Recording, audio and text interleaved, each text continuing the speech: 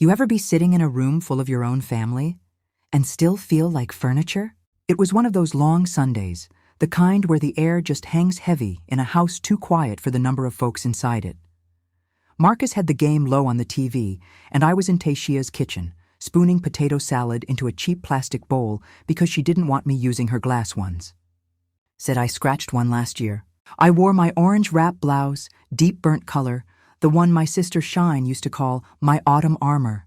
My hair was pulled into soft side-pinned curls, the kind I do when I want to look calm but feel like screaming. I had my gold bangle on, just one, and a little lip color, 'cause I was raised that way. Don't show up to anyone else's house looking like grief, even if that's how you feel. Anya sat on the love seat in the other room, legs crossed up under her like always, little cat of a thing.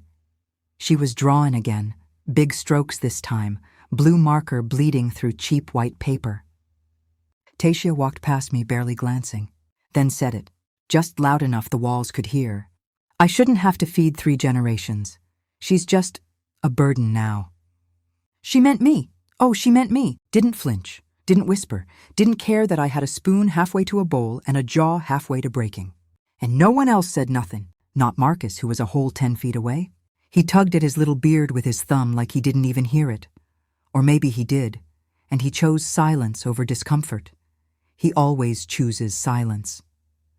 I stood there for a second too long, hand still hovering over the bowl, wondering who would break first, me or that damn spoon. But I didn't say a word, just breathed, slow and tight, placed that bowl down like it was breakable, even though she clearly thought I wasn't. When they sat for dinner, they didn't make a spot for me, claimed the chairs were already tight, that Ania needed room to stretch out. She didn't. She stayed with her sketch, hunched over pages like she was trying to disappear in color.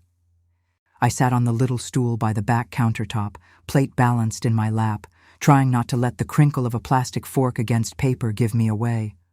I watched them laugh at a show I couldn't see, pass rolls I didn't bake, and speak over a silence I once filled. Tayshia refilled Marcus's drink before he even asked, kissed his cheek, made everybody else forget what she'd said about me 20 minutes earlier. But my ears didn't forget, my body didn't forget. And that little girl 3 feet away? She didn't forget either. Later that night, I helped tuck Ania into bed. Tayshia was too busy setting up a bath for herself, said she needed one after handling all of this. As I brushed the back of Ania's head with gentle fingers, parting the few tangles Tayshia never cared to touch, I asked softly, "You all right, sugar?" She nodded, but it wasn't real. "You want to talk?" She shook her head, then after a pause said, "It's always like this. Nobody sees things when you're nice." I stilled. "Baby, who said that to you?" She didn't respond. I tucked the covers a little tighter around her, kissed her forehead, tried to reassure her like grandmas do. But then she whispered it, tiny breath in a huge room. "Grandma, sometimes I wish you were my real mom." That breath I had been holding? It broke. I hid it, swallowed it whole. I smiled just enough to not make her notice me collapse on the inside. "That's a big old compliment, baby," I whispered. "You get some sleep now." She nodded once before rolling over. But I didn't sleep that night. I sat on Marcus's back porch, wrapped in an old shawl more for protection than warmth, and stared out at the nothingness. Thought about luggage half-packed in closets, rent I'd split to help them catch up. Kitchen floors I'd mopped when Tayshia said she was too tired, whispers I'd overheard but made excuses for. Thought about the feeling of being a burden, deep, quiet, undeniable. Thought about my granddaughter asking for another mother without asking for one. And I realized there's silence that protects, and then there's silence that allows. And baby, I had allowed for too long. Next morning, Tayshia didn't speak to me. Not a good morning, not a thank you. But she made sure to text Marcus from the bathroom explaining how she needed her space back soon. I saw the screen flash when he left it on the counter, read it right there. She's not dying, she's just making everything harder. That was the moment. Not when she called me a burden. Not when she skipped over a seat for me at dinner. But when she said that, not dying, like that's the only reason somebody old should be present, quiet, tolerated. Like that's all I had left, a countdown to deserve acknowledgement. And funny enough, as sharp as her words were, They ain't what really cut. What cut was the next thing. I went to Ania's backpack that afternoon to slip in a snack. She always forgot hers. That's when I saw the folded-up notebook page poking out of the front zipper. A drawing. Her, standing in a box with walls around it. Mommy on one side, a yelling speech bubble scribbled red and X'd through. Me on the outside, holding something like a key. At the top, she'd written 2 words. Let out. You ever look at a child's drawing and feel like it knows more than any adult in the whole house? That picture spoke in 10 colors what no one else had the guts to say in 1 sentence. And right then, I knew that it was time for this grandma to stop being a guest in a house she helped raise and start being a storm inside one left unprotected. If you're still with me, you're gonna want to hear this part. And hey, subscribe if true stories move you deep. Because baby, the day after I found that drawing, Tayshia got a call from a number she never thought would come. And watching her smile drop when she picked up that phone, it almost made all that silence worth it. Almost. People think disrespect shows up loud, that it always slams doors or breaks glass or puts hands on somebody. But truth is, sometimes it's quiet, pretty, sugar-coated in thank yous and bless your hearts. Disrespect can sit right next to you, smiling, dressed in pink lipstick and borrowed kindness. That's the kind Tayshia served.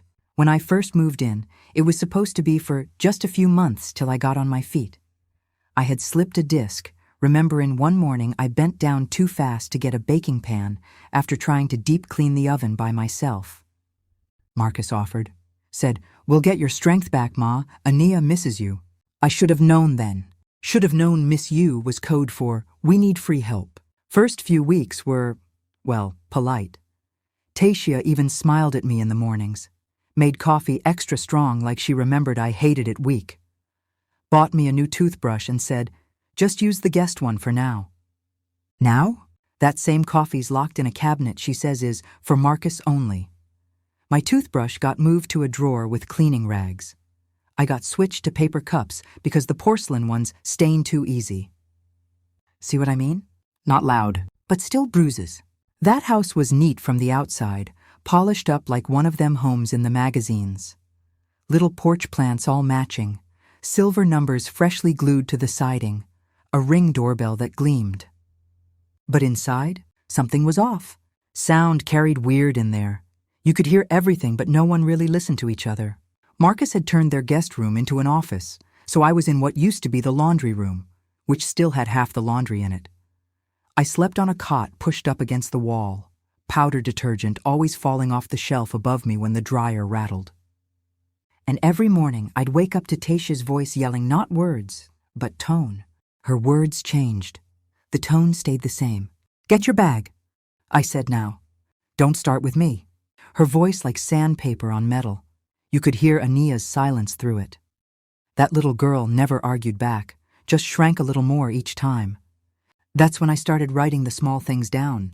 Thought maybe I was making mountains out of little rocks. So I wrote. Day 11. Tayshia told me not to spoil Ania's appetite by giving her grapes before dinner. Ania hadn't eaten since 10 a.m. Day 15. Ania flinched when Tayshia pulled her coat too hard.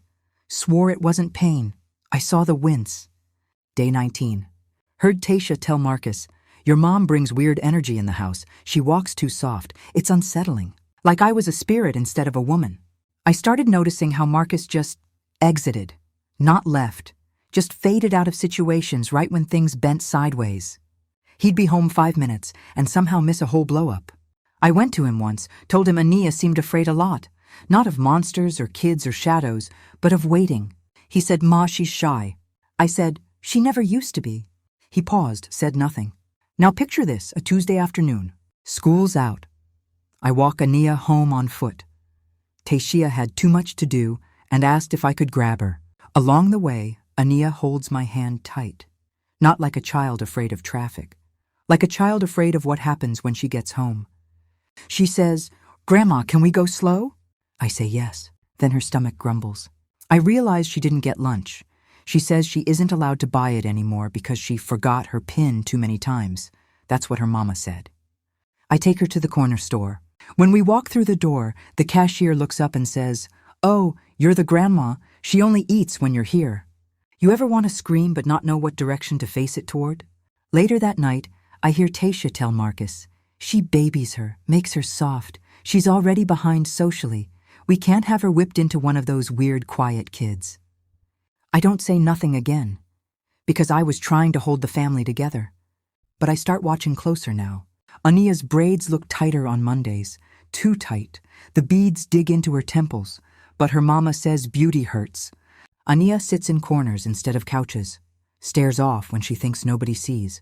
When she draws, it's always buildings with no doors, staircases that go nowhere, and people with their faces scribbled out. One night she stays home sick from school. I bring her soup, little bowl with elbow noodles and saltines. She says thank you and asks, "Can I still eat even if I missed school today?" Like food was punishment and not survival. Another brick clicks into place. The next day, Tayshia whispers loudly on the phone. She's always loud when she wants to be heard without saying it to my face. She's like having two kids and a ghost in my house. She just floats around, listening, judging. I know she's writing about me. She was right. I had pages by then, and a phone full of time-stamped notes. What I didn't have was proof, until the thing that changed everything. I walked into the kitchen to warm up my chamomile. Saw it first by accident. Loose paper on the dining chair. A drawing. Crayons again. Same little house. Same floaty windows. But this time, a small figure in the window, next to 3 locked doors. Her, me, and someone with a red bubble around them that said, "Don't tell." I didn't make it a minute before I had to sit down. That night, Ania came to me before bed and asked, "Can someone forget love? Like, can love leave?"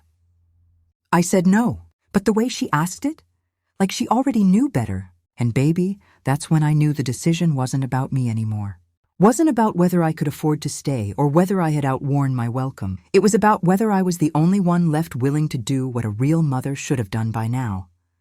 And child, the truth of what I found later, it was sitting right in the phone bill, and it had Tayshia's smile and her whole show collapsing in seconds. You still with me? Then stay close. 'Cause next part, that's when the fire starts. It was a Thursday morning when I opened the phone bill. Now I know that don't sound dramatic, but trust me, it was. Tayshia had left it on the side table next to the mail, half folded like she'd forgotten to shred it. Her and Marcus both so used to my silence that they stopped being careful. Forgot I had eyes. Forgot I still listened.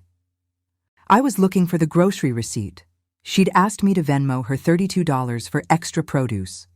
I planned to cross-check the list, 'cause I knew better than to trust kindness disguised as calculations.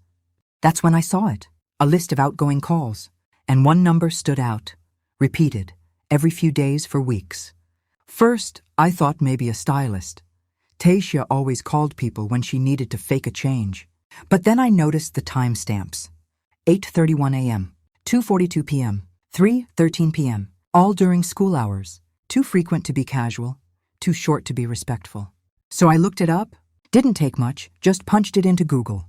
And baby, when I saw what came up, Department of Family and Child Services, Anonymous Parent Support Line. My mouth went dry like I swallowed dust. Why would Tayshia be calling them?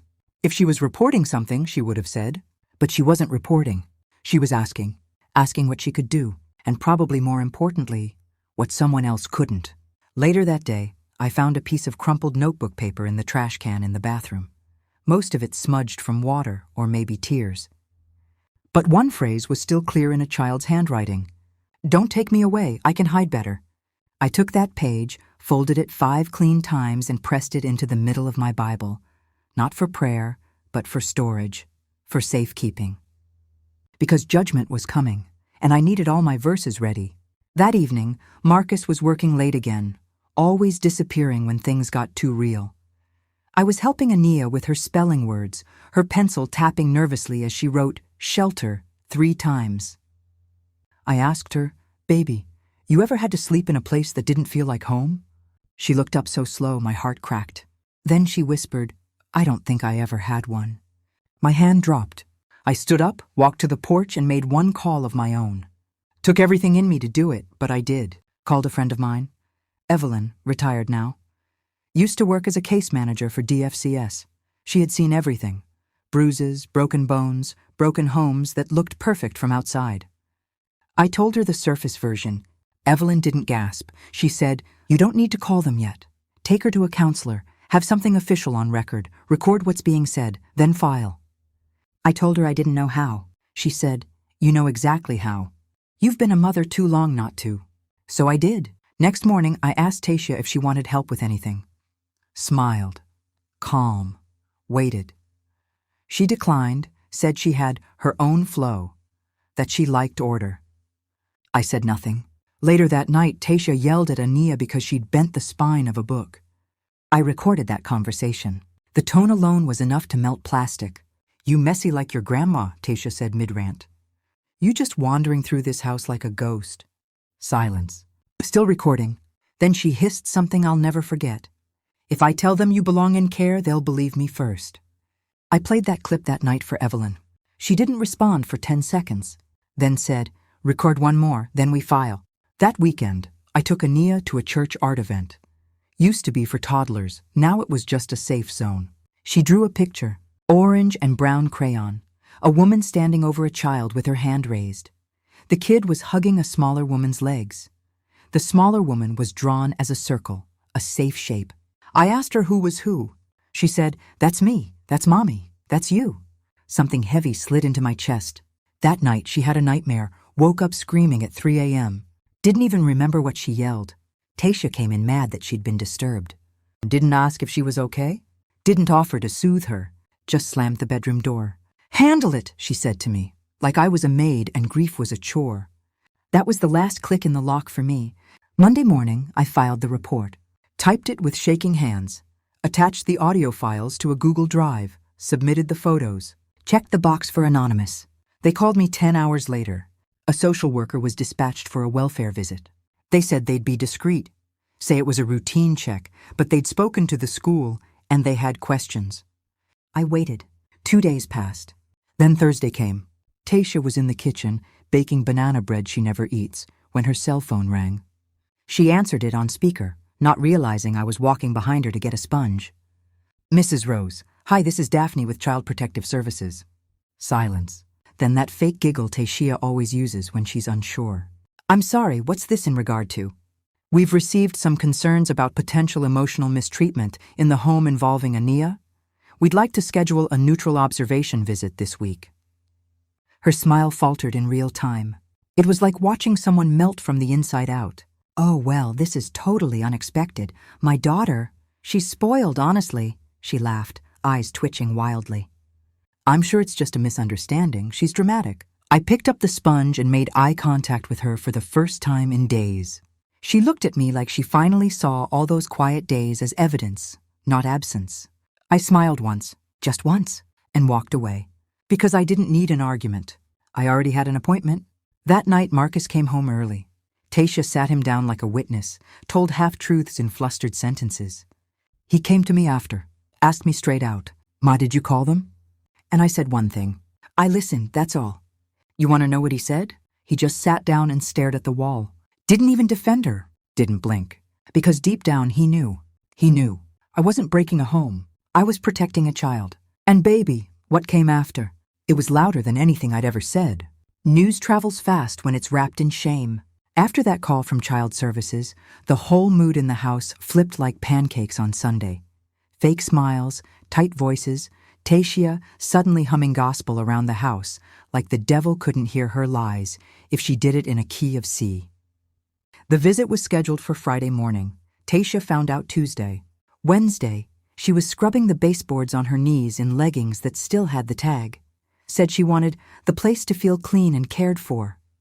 But she wasn't doing it for Ania. She was doing it for the clipboard. Marcus pretended like nothing had changed. That man was a whole weather system, always shifting, never saying where the clouds were coming from. He still barely looked me in the eye, but the way he kept checking his phone told me he knew this wasn't going away. Thursday night, Tayshia cornered me in the laundry room. Same one where I slept on a cot my first few weeks here. So ironic she didn't even notice. She said, "I know it was you."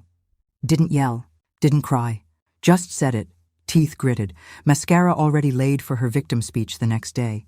I kept folding towels. She stepped closer. What kind of mother ruins her own family? Still, I didn't answer, folded one more towel, then whispered, the kind that watches one get ruined and decides not to let it happen again. She stared like she couldn't believe I still had calm left in me. But being calm don't make you weak. It makes your storm quieter. Friday morning came. The air felt heavy, like the whole house was waiting to be exposed. Ania dressed herself without asking. Wore a yellow hoodie with a stain on the sleeve she'd tried to scrub off herself. Braids uneven. She looked prepared. That's what struck me. She wasn't scared anymore, just waiting. The doorbell rang at 9:12. Tayshia smiled so wide she cracked her own cheek gloss. "Good morning," she sang. The woman at the door was early 50s, leather portfolio, soft blouse, tired eyes. You could tell she'd seen it all and didn't believe smiles anymore. Her name was Carla. She pushed her glasses up, greeted everybody politely, and said she'd like to speak with Ania alone for a bit. Tayshia nodded way too fast. Marcus sat stiff on the couch.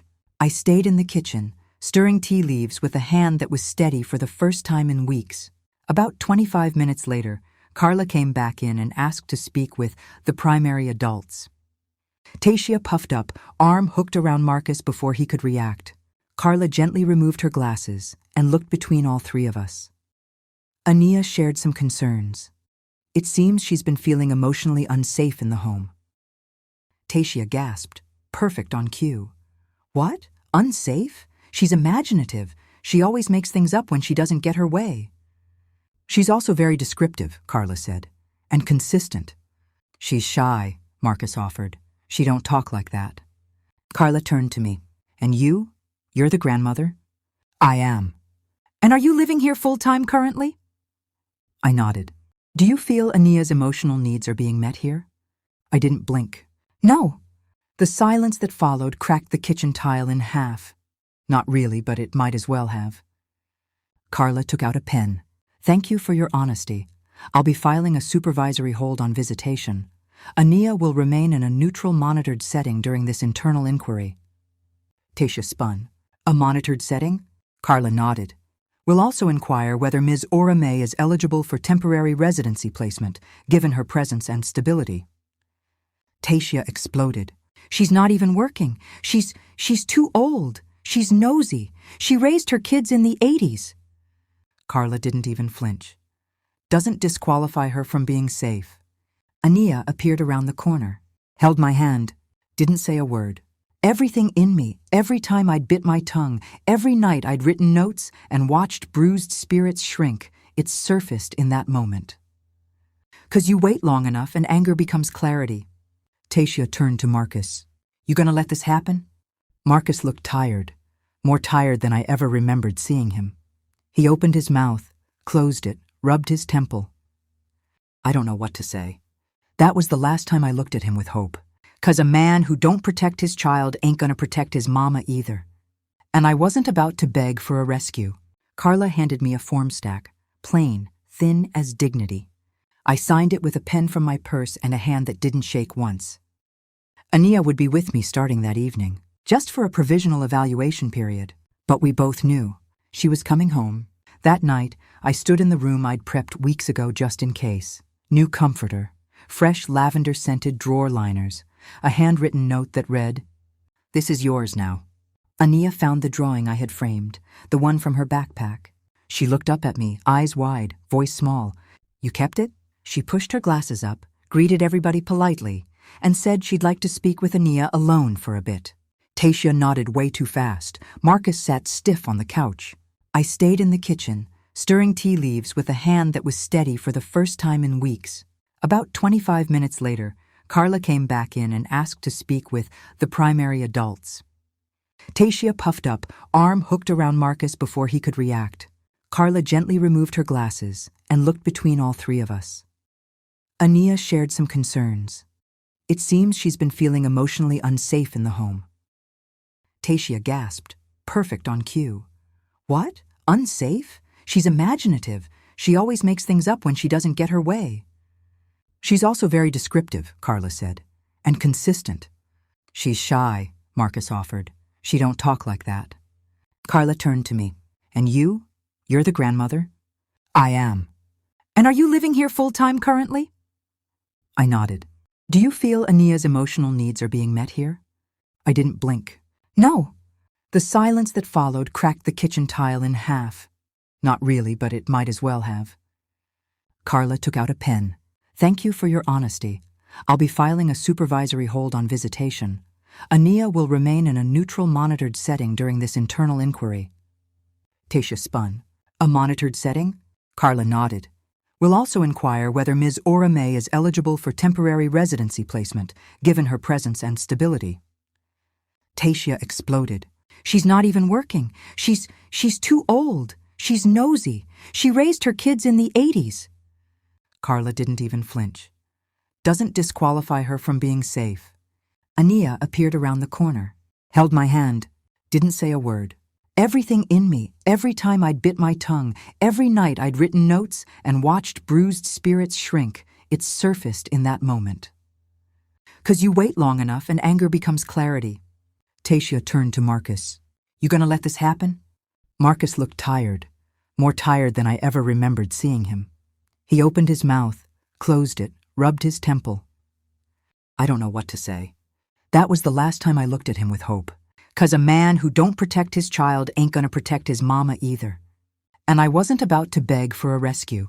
Carla handed me a form stack, plain, thin as dignity. I signed it with a pen from my purse and a hand that didn't shake once. Ania would be with me starting that evening, just for a provisional evaluation period. But we both knew. She was coming home.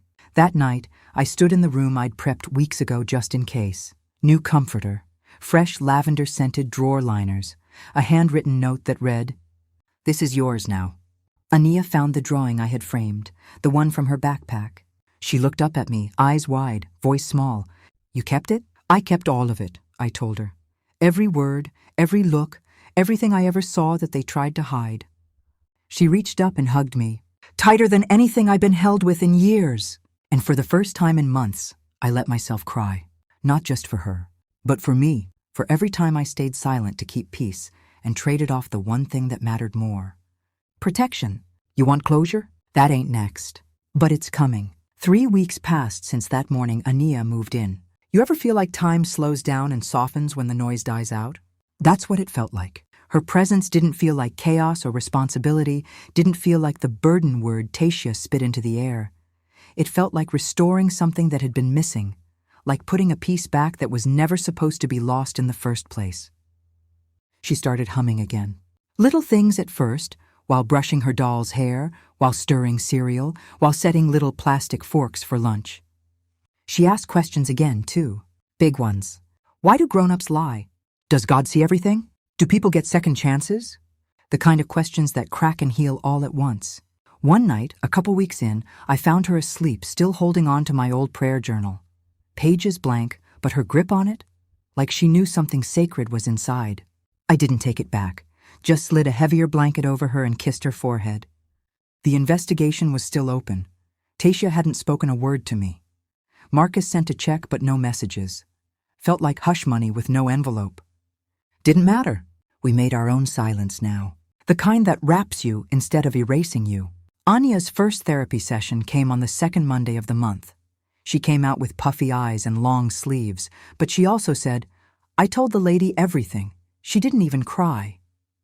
I asked what she meant.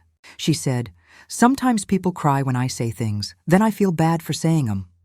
I told her, telling the truth never makes you bad. It just turns the lights on. That Saturday, Child Services delivered final documentation. They'd officially designated me as Ania's kinship guardian, with full placement.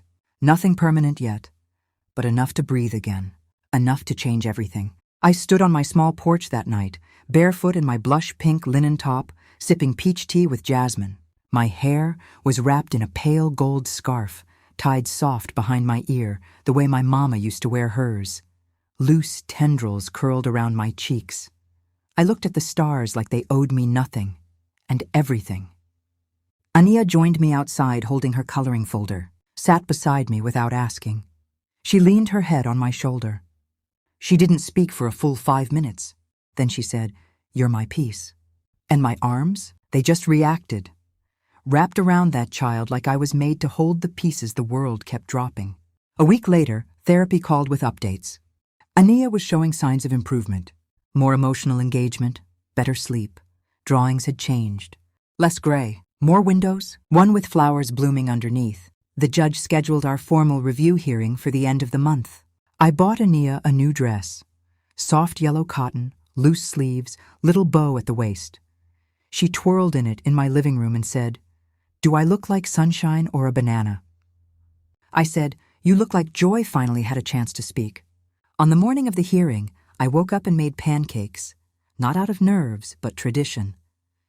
I wore a sage green blouse, wide-leg tan slacks, and pearl earrings I hadn't touched in 20 years.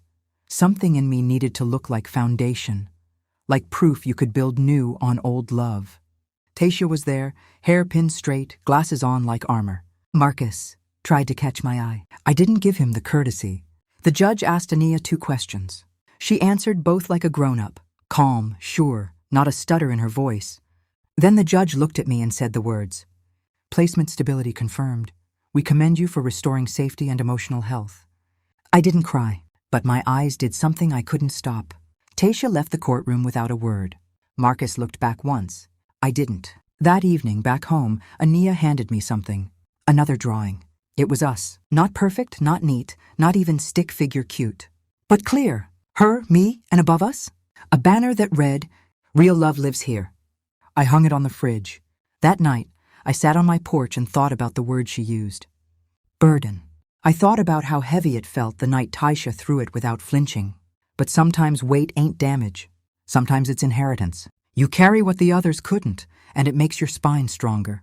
Now she calls me mama some days, grandma on others. I answer to both. Because I earned it. Because she's safe. And because the world never saw this coming, but I did. I saw it in her eyes when she flinched, in her silence when nobody noticed, and in the quiet way children ask for help without knowing they're asking. That's what moved me. That's what made me turn a whisper into war, and I'd do it all again. Now, baby, if this story stirred something up in you, don't just sit with it. Tell me in the comments, what would you have done if someone hurt your grandbaby? And if real stories like this feel like something you've carried too? Then subscribe to Tales of Ora Mae, because we ain't done, and neither is this kind of love.